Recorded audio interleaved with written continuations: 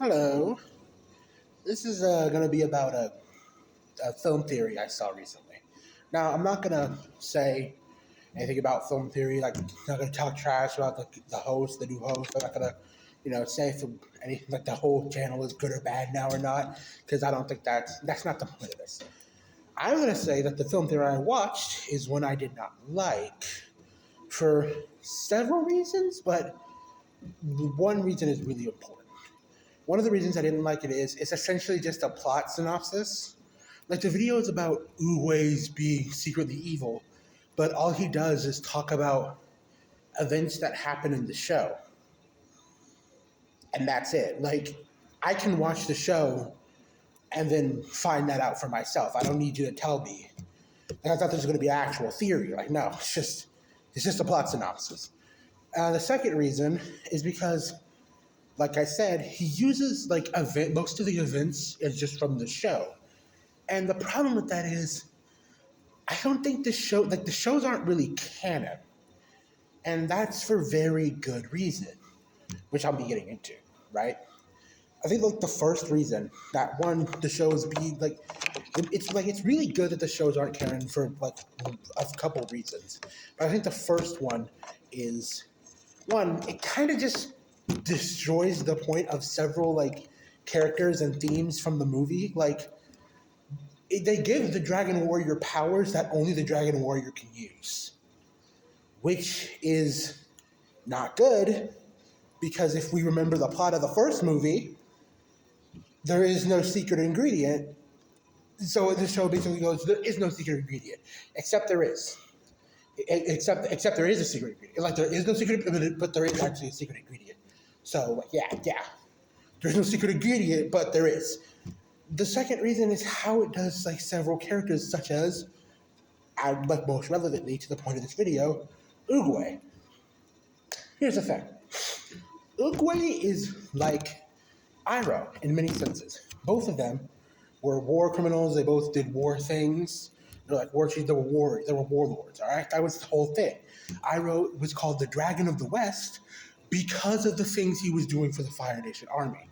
All of these things happen, and something happens in their lives that changes them and wants them to, and makes them want to be better, and they spend the rest of their lives trying to be a better person. That's the point. Iroh loses his son, and he tries so hard to guide Zuko and make him not like him. That's the point. And Oogway, he learns chi from the pandas. The pandas help him, when he was about to die. And he's like, okay, well, and teach him how to be peaceful. And for the rest of his life, he spends his life trying to be that peaceful person. In fact, when it comes down to it, Oogway uses chi-based techniques in all of his combat, meaning the pandas are literally what made Oogway Oogway. His entire path forward is the Oogway we know and love.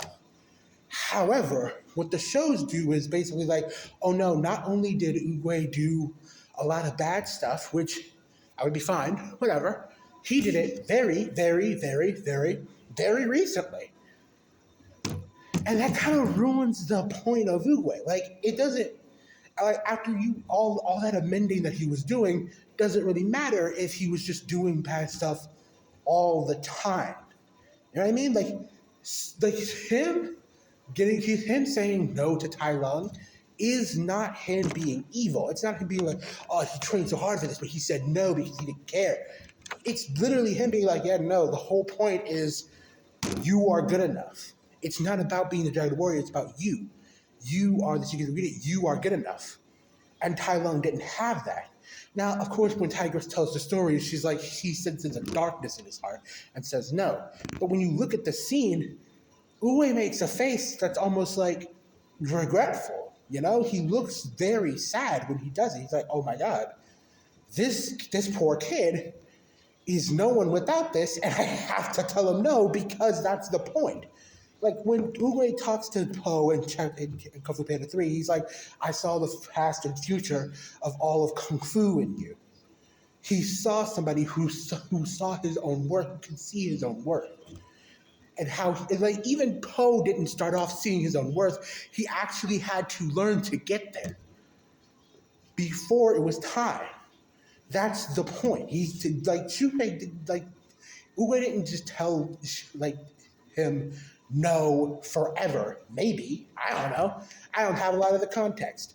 Nobody does. But even then, the whole point was him having his own self-worth.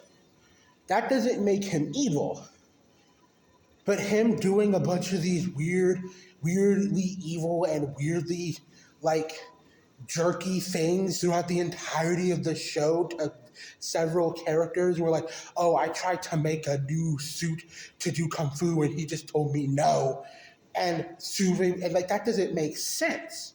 None of that makes sense. Do you understand that? Like that doesn't, what are you talking about? That doesn't make sense. It doesn't like it completely derails everything about his character. It's like it basically does its best to ruin the character because then it goes from a dude who was a jerk, like who was a warlord and learned to be better, learned to fight for people, and learned to be a peacekeeping person, and is now just a guy who's basically like a monster. Like that's what it is. That doesn't make sense. That doesn't make sense. How are we looking up to this guy? How? Doesn't make sense. And oh my god, I keep remembering. And okay, I know this video is all over the place. I'm doing this spontaneously, but I do keep remembering. Like I remember what happened with Iroh. I hate those people online that are just like, guess what? Here's a secret you didn't know. Iroh was a warlord. The show told you. The show told you. Were you watching the show? We know. We know. The show said it. The show said it. Are you serious? That's the secret? Big surprise. Big surprise. So big a surprise. Like, it doesn't make any... I'm sorry. I'm not trying to be mean, but why are we doing this? Stop giving me a plot synopsis for a theory. It's not a theory. It's not.